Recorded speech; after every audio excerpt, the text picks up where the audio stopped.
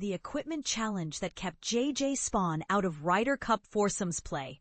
LeBron James opens up. Why golf is the most complex mind game ever. LeBron James has recently caught the golf fever in a major way. The NBA superstar, known for his dominance on the basketball court, has been sharing clips of himself practicing relentlessly, both on the driving range and out on the course via his social media channels.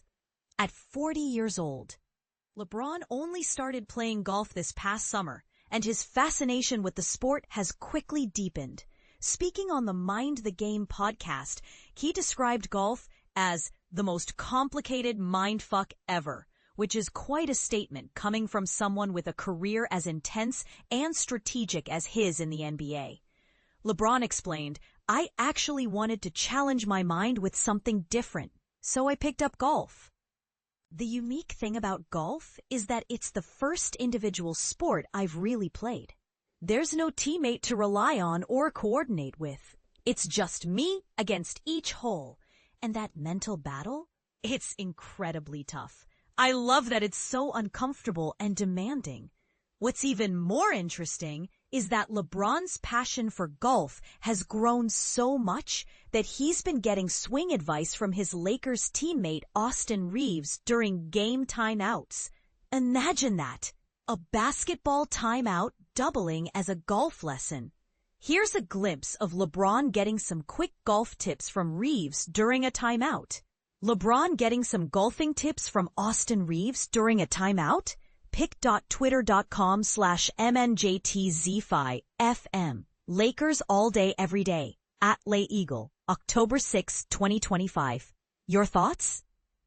Do you think LeBron's transition from a team sport to an individual one like golf will influence how other athletes approach mental challenges? Or is golf's mental complexity truly in a league of its own? Share your views below.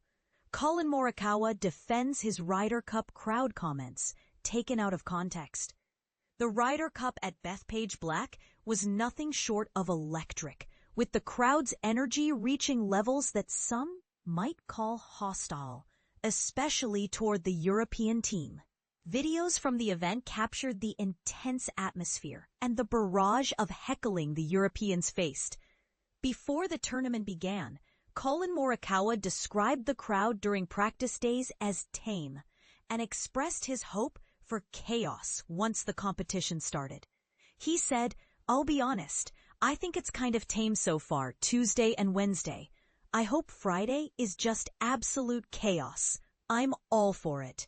However, after the event, Morikawa was asked if he regretted those words given how intense and sometimes rude the crowd became during the matches. Speaking at the Bay Current Classic, he clarified his stance. "I think what I said has been taken a bit out of context. Ryder Cups are supposed to be full of energy, right?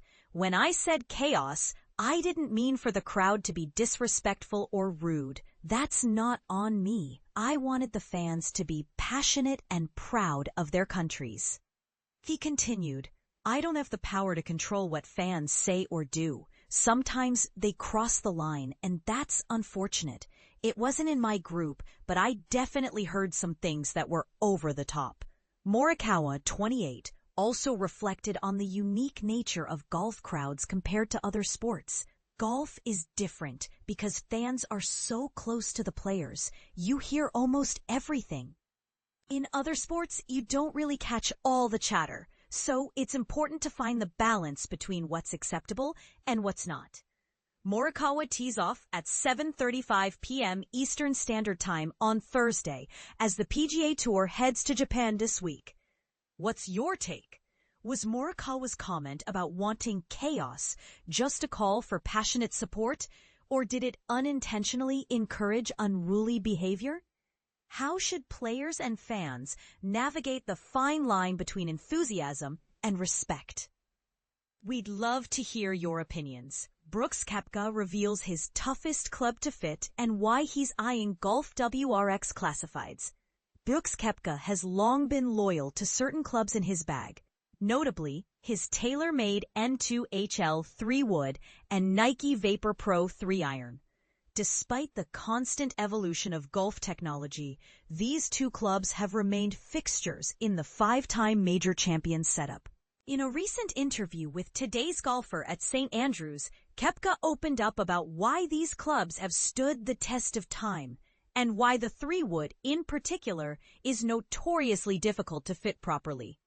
Regarding the tailor-made M2 HL 3-wood, Koepka said, "The 3-wood is probably the hardest club to get dialed in. I've never really found anything that feels quite right off the tee or from the fairway. The ball flight I get with this one is just perfect, and I haven't found anything better in over a decade. I think I've been using this club for 10, maybe 11 or 12 years now. I don't tinker much. When I find something that works, I stick with it. Occasionally, I swap out the shaft due to wear and tear, but the club head stays the same." On the Nike Vapor Pro 3 iron, Koepka shared, "I currently have this one and maybe one more as a backup. I'm not one to experiment with different clubs. I tried a 5-wood once, but the ball flight just didn't feel right. Luckily, I'm not at the stage where I need extra help from additional woods. But I imagine in 5 or 6 years, I'll be open to anything that helps. This 3-iron has been my reliable go-to. The original one actually broke on the 18th hole at Portrush this year. But thankfully, I wasn't playing the weekend rounds, so I had a backup ready. I've been carrying that spare for months, knowing the original was nearing its end." With only one Nike Vapor Pro 3-iron left in his arsenal, Brooks might want to check out the Golf WRX Classified soon. Interestingly, just 2 months ago, a similar 3-iron in excellent condition was listed for sale in the forums. For those curious, you can explore Koepka's full What's in the Bag wit here. Your reaction? Do you think sticking with older clubs is a smart move for consistency? Or should players embrace new technology more aggressively? And how important is club fitting in today's game? Let's get the conversation going. What do you think about these stories? Are LeBron's mental challenges in golf relatable? Was Morikawa's comment misunderstood or a catalyst for crowd behavior? And is Koepka's club loyalty a sign of wisdom or resistance to change? Drop your thoughts and join the debate below.